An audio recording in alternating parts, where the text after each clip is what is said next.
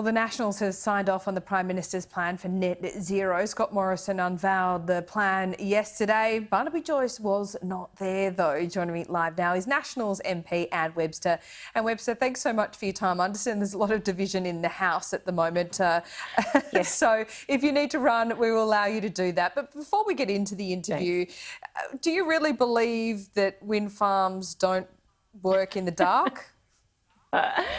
No, clearly that was an error.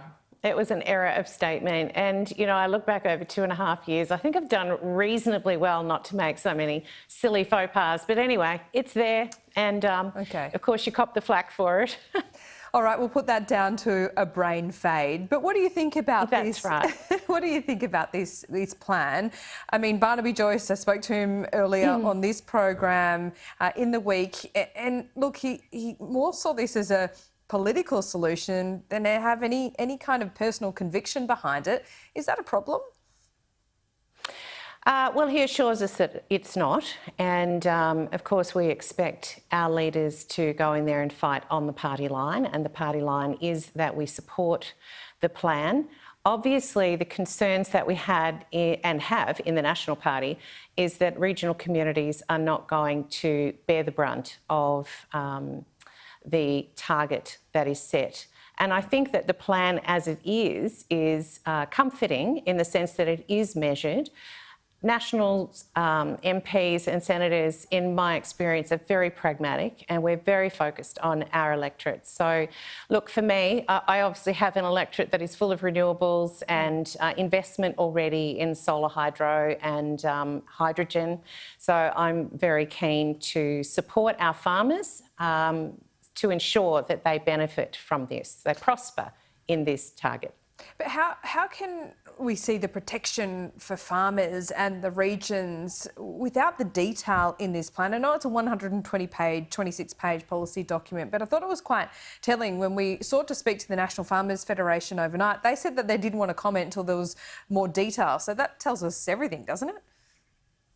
Oh, look, we always want more detail and I understand that. And in fact, in the next few days, I expect the DPM will come out and talk further about specifically what the Nationals have fought for in this. I know some have felt that we have been deliberately dragging the chain. It's not true. What we've been wanting to do is ensure... And can I interrupt you there for a moment? Because I assume that you didn't delay this for another week to get absolutely nothing out of your coalition partners. But as the plan was released yesterday, it was hard to see clearly what was exactly in the plan that the Nationals fought for. So can you tell us what it is?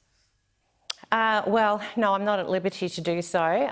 My understanding is that the DPM will be doing so in the next couple of days. So while at a party room level we have a good understanding, we're not at liberty to communicate that yet. But I certainly want to assure our regional communities that our fight has been for them, you know, mum and dads who need to be able to afford their energy prices into the future, that agriculture will continue, that coal and mining and exports on which this country depends will be supported going into the future, and that there are a range of measures based on technology that will be allowing us to meet, and I expect beat, the targets that we set. Well, that said, 2030, should there be an interim target? We spoke to Tanya Plibersek this morning, who said that Labor is going to have more ambitious interim targets. The Prime Minister saying yesterday that he assumes the way we're tracking will probably get to between a 30 and 35% reduction by 2030. So would there be a problem with Labor going more ambitious if it's around the same level? It seems to be, you know, a word game in terms of goals or targets. Yeah, look, I think Australians are more interested in what has been achieved. They want to see a track record, and I think the fact that we are clearly going to meet and beat our Paris target, which was 26-28, and as you say, heading between 30 and 35%, I think is encouraging.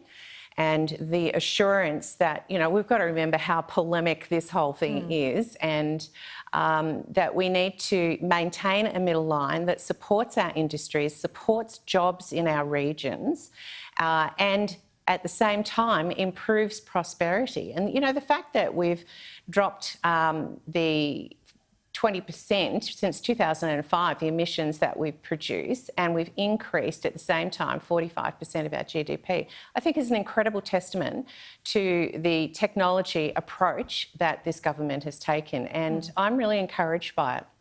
Matt Canavan says he's going to be campaigning against it. How difficult is that going to be at the election? Well, I hope that Matt will consider the party and consider how his coal industries, which I know he is very passionate about, actually will be supported with the plans that are being put in place. And, you know, as you mentioned, and NFF have mentioned, it is in the detail, and what we all need to see is some more of that detail. And I think, this government is committed to being transparent about that, so we need to give it a few days yet. Okay, Anne Webster, we'll speak soon. Thanks so much. Thanks. Authorised by Anne Webster, The Nationals, Mildura.